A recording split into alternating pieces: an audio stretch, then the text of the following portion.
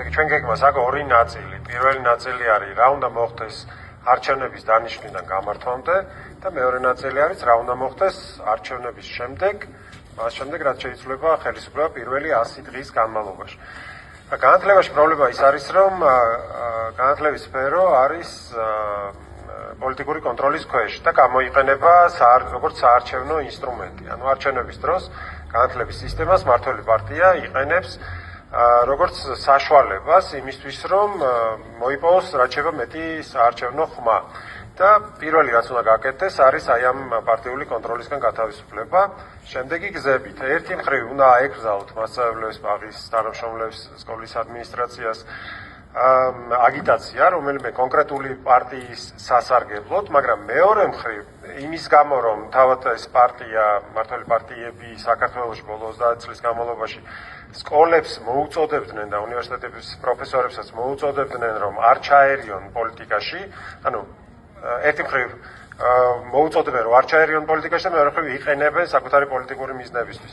ამიტომ მნიშვნელოვანია ერთი მხრივ აკრძალვა გამოყენების და მეორე მხრივ პირიქით უნდა მოუწოდოთ ამ ხალხს რომ ჩაერთონ პოლიტიკაში, უნდა ჩაერთონ განხილვებში, საარჩევნო პროგრამების, ანუ რაც შეიძლება თავისუფლად უნდა იარონ სხვადასხვა პოლიტიკური პარტიის შეხვედრებზე, წინა საარჩევნო პროგრამების განხილვებზე, უნდა დასვან კრიტიკული კითხვები, ანუ უნდა იყვნენ თავისუფლები და უნდა იყვნენ სრულად ჩართულები როგორც მოქალაქეები ამ პროგრამების განხილვაში. მაგრამ იმისთვის რომ ეს პროგრამები ამ პროგრამების განხილვა შესაძლებელი იყოს, ასევე პრობლემა არის ზოგადად შეხვედრების ჩატარება არჩევნების დროს და ჩვენ ვფიქრობთ, რომ სასარგებლო იქნება, რომ არჩევნების პერიოდში საგანმანათლებლო დაწესებულებები არასასწავლო დროს იყოს ღია პოლიტიკური პარტიებისთვის, იმისთვის, რომ სკოლებში, ბაღებში, უნივერსიტეტებში ჩატარდეს სწორედ ასეთი განხილვები. ხო, უნდა იყოს შესაძლებელი, რომ სკოლამ მოიწვიოს პოლიტიკური პარტიები იმისთვის, რომ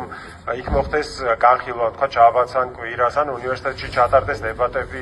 ანუ საგანმანათლებლო სივრცეები უნდა იყოს გამოყენებული იმისთვის, რომ რაც შეიძლება ფართოდ გავრცელდეს ცოდნა იმის შესახებ, რა არის ალტერნატივები ქვეყანაში და იმისთვის, რომ შემდეგ გაცნობიერებული არჩევანი გააკეთონ მოქალაქეებმა.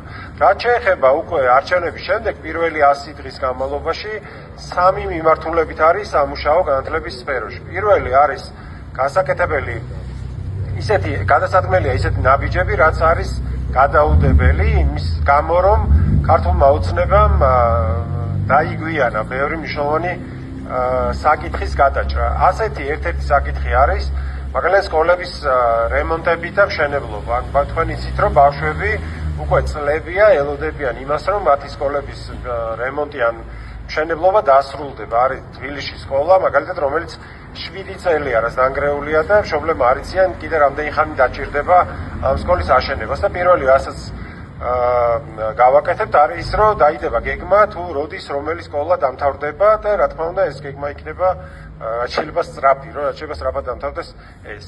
ეს არის ერთი მიმართულება. მეორე მიმართულება არის ის, რომ უნდა აღმოიფხვროს ის ზიანი, რაც მიადგა განათლების სფეროს აი ამ რეპრესიული პოლიტიკის პერიოდში, რასაც ქართული ოცნება ეწევა.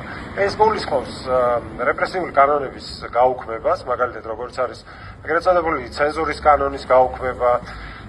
აი ეს გულისხმობს ასევე იმ ქონების დაბრუნებას, რაც აი ხა ამ პერიოდში ქართული ოცნება ანიავებს და რაც ეკუთვნის განათლების სფეროს.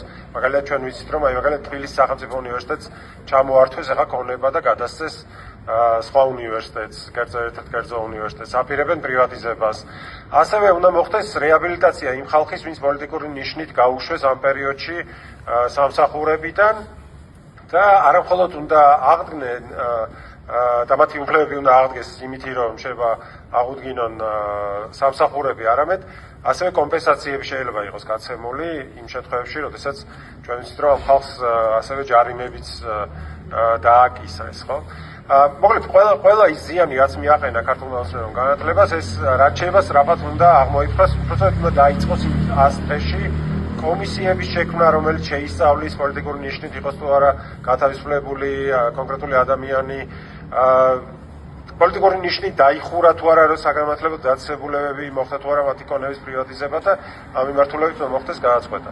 და მესამე მიმართულება, ანუ პირველი იყო ეს გადაუდებელი საქმეები, რაც პარტიულ კონტროლს არ ეხება, მეორე იყო პარტიული კონტროლის გამო გამოწვეული ზიანი და მესამე არის ის რომ აი ამ პერიოდში ამ 100 წლის განმავლობაში ჩაეყაროს საფუძველი ისეთ სისტემას, რომელიც არასდროს აღარ იქნება დაქვემდებარებული მმართველ პარტიაზე. ამ მიმართულებით მნიშვნელოვანია მაგალითად ისევ და ისევ ეთიკის კოდექსის შემუშავება, რომელიც განსაზღვრავს როგორ უნდა ჩაერთონ ხოლმე განათლების სფეროში მომუშავე ადამიანები პოლიტიკაში, როგორ უნდა მონაწილეობდნენ, იმიტომ რომ არ შეიძლება აუკრძალოთ მასწავლებელს ან უნივერსიტეტის პროფესორს, რომ ის იყოს აქტიური პოლიტიკურად. ისინი სრულფასოვანი მოქალაქეები უნდა იყოს. მეორე რაც უნდა მოხდეს არის ის, რომ უნდა შემუშავდეს ისეთი სისტემა, რომელიც საშუალებას აღარ მისცემს სახელმწიფოს, რომ საგანმანათლებლო რესურსების წარმოება პოლიტიკური კონტროლის ქვეშ კონდეს, მაგალითად სახელმწიფოების წარმოებას იწყებს ახლა სახელმწიფო ისე როგორც საბჭოთა კავშირშიც კი არ ყოფილა, მაგალითად ახლა ამბობენ რომ განათლების სამინისტრომ უნდა დაწეროს სახელმწიფო და არა გამომცემლობა და ეს უნდა იყოს უზრუნველყოფილი რომ ეს არ მოხდეს და ასევე მნიშვნელოვანი არის რომ განათლების სამინისტროს გადაწყვეტილებები ასევე უნდა გადიოდეს საზოგადოებრივ ფილტრს. რაც გულისხმობს იმას, რომ ყველა სტრატეგიული გადაწყვეტილება უნდა იყოს შეთანხმებული მაღალი ლეგიტიმაციის მქონე სამეთვალყურეო საბჭოსთან, რომელიც შეიძლება პარლამენტმა შეარჩიოს, შეიძლება ასევე არასამთავრობო ორგანიზაციების წარდგენებით ხდებოდეს მათი შერჩევა, მაგრამ მინისტრები არ უნდა იღებდნენ გადაწყვეტილებას ასეთი საზოგადოებრივი შეთანხმებების ფილტრის გარეშე.